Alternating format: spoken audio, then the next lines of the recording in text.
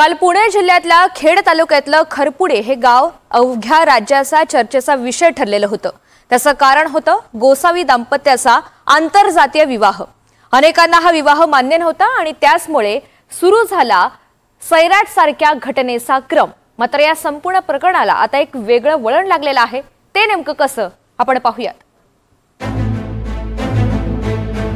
पुण्याच्या खेड तालुक्यातील खरपुडी गावातला हा प्रकार। मुलीनं आंतरजातीय विवाह केला म्हणून मुलीच्या पतीला बेदम मारहाण केली आहे आणि मुलीचं अपहरण करून तिला अज्ञात स्थळी लपवून ठेवलंय। हे माझ्या पत्नीला दुसऱ्या मजल्यावरून केसाला पकडून जिन्याने ओढत फरफटत खाली घेऊन येत होते। त्यावेळेला मी त्यांना अडविण्याचा जिन्यात प्रयत्न केला, परंतु त्या 4-5 जणांनी मला पटकन तिच्या भावानं मला लोखंडी रॉडचा माझ्या डाव्या पायावरती फटका मारला आणि माझ्या नडगीवरती त्याच्या हातातील फायटरचा फटका मारला। मी माझ्या पत्नीला पकडून धरण्याचा प्रयत्न केला, पण त्या सगळ्या गावगुंडांच्या समोर तिच्या घरच्यांसमोर आमच्या दोघांची हतबल झालो आम्ही आणि तिला ते ओढत फरफटत तोंडाला बांधून त्यांनी तिला ओरा गाडीमध्ये टाकून तिला घेऊन गेले। कालपर्यंत तरी ही कहाणी अशीच होती, पण आज या कहाणीमध्ये एक नवा ट्विस्ट आलाय। या व्हिडिओमध्ये प्राजक्ताचं कुटुंब तिला ओढत घेऊन जाताना दिसलं। त्यामुळे मुलीसोबत काही बरं वाईट होईल अशी सर्वांनाच भीती वाटली आणि याच भीतीपोटी पोलीस यंत्रणा तातडीनं कामाला लागली। पण तसं काहीच नव्हतं। प्राजक्ता सुखरूप होती आणि तिच्या आईवडिलांनीच तिला पोलीस ठाण्यात हजर केलं। तेव्हा मुलीचा जबाब ऐकून पोलीसही हैराण झाले। मुलीची आईवडिलांबाबत काहीच तक्रार नव्हती। मग हा मारहाणीचा कथित प्रकार घडला कसा, यावर प्राजक्ताच्या वडिलांनी अनेक खुलासे केलेत। प्राजक्ताचा पती विश्वनाथ याचं यापूर्वीच लग्न झालंय। त्याला 2 मुलं सुद्धा आहेत आणि विश्वनाथ चक्क 43 वर्षाचा आहे। मग अशा माणसासोबत प्राजक्तानं लग्न केलंच कसं? तर विश्वनाथ आणि प्राजक्ताची ओळख ही एका आश्रमात झाली होती। 2 वर्षांपूर्वी प्राजक्ताचं कुटुंब या आश्रमात आलं होतं। मुलीवर जादूटोणा केल्यामुळे आरोग्यविषयक त्रास होत असल्याचा कुटुंबाचा समज होता। त्यावर उपाय करण्यासाठी कुटुंब या आश्रमात आलं होतं। यावेळी गुरुआई नावाची महिला हा आश्रम चालवत असे।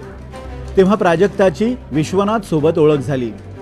काही महिन्यांनी प्राजक्ता कामानिमित्त बंगळुरूत गेली, तेव्हाही विश्वनाथ तिच्या संपर्कात होता। हळूहळू त्यानं प्राजक्ताला प्रेमाच्या जाळ्यात ओढलं। ती महाराष्ट्रात परतल्यानंतर आळंदी इथं लग्नही केलं। मुलगी घरी न आल्यामुळे प्राजक्ताच्या कुटुंबानं तिचा शोध घेतला।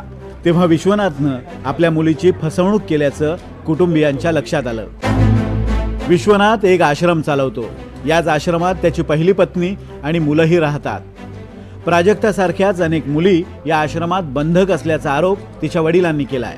त्या जादूटोण्यातून म्हणा किंवा ते तांत्रिक विद्येतून म्हणा तिच्या काय मनावर परिणाम केला किंवा तिची जी मानसिकता आहे ती टोटल कुटुंबाच्या म्हणजे आमच्या कुटुंबाच्या विरुद्ध कशी जाईल अशी तिची मानसिकता बनवण्याचं काम केलं गेलं। त्या लग्नामध्ये त्यांनी जे सांगितलं जे पूर्ण टोटल खोटी माहिती दिली तरी काय, कारण त्याचं पहिलं लग्न झालेलं आहे, त्याची पहिली बायको त्याच्याकडे आहे, त्याला एक मुलगा आहे मुलीच्या वयाचा आणि हा असंच मुलींना फसवण्याचं काम त्या गुरुआईंच्या मदतीनं करत होता। म्हणजे हे दुसरं की तिसरं लग्न आहे?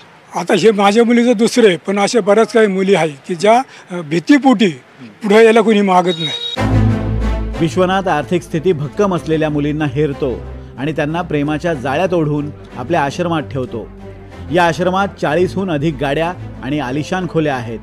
विश्वनाथच्या मालकीची मोठी शेती असल्याची माहिती सुद्धा समोर आली आहे। प्राजक्ताचं वय 28 वर्ष आहे। ती उच्च शिक्षित असून तिनं MTech पर्यंत शिक्षण घेतलंय।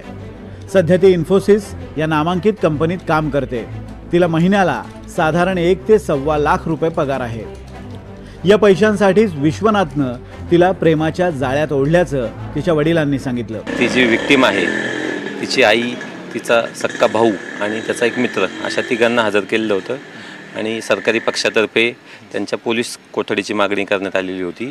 मात्र आम्ही त्याच्यामध्ये न्यायालयामध्ये मांडलं की हा जो फिर्यादी आहे त्या फिर्यादीने सगळ्या फॅक्ट्स ज्या आहेत त्या न्यायालयासमोर आणलेल्या नाहीत आणि तो क्लीन हँडनी न्यायालयासमोर आलेला नाही। त्यांनी त्याचे यापूर्वी झालेला विवाह जो आहे तो हाईड केलेला आहे आणि ही पत्नी म्हटलेली आहे। मुळातच हिंदू मॅरेज ॲक्टप्रमाणे पहिली पत्नी झाली असताना दुसरी पत्नी जी आहे दुसरी पत्नी होऊच शकत नाही मुळात। त्यामुळे त्या फॅक्ट्स त्यांनी ज्या आहेत त्या हाईड केलेल्या आहे। प्राजक्ताच्या कुटुंबियांची बाजू ऐकून घेतल्यानंतर अनेक तथ्य उलगडली जात आहेत. पण मुलीचा जबाब, आरोपीची चौकशी आणि पोलिसांच्या तपासावरच या प्रकरणाची पुढची दिशा ठरणार आहे. अविनाश पवार, NDTV मराठी, खेड.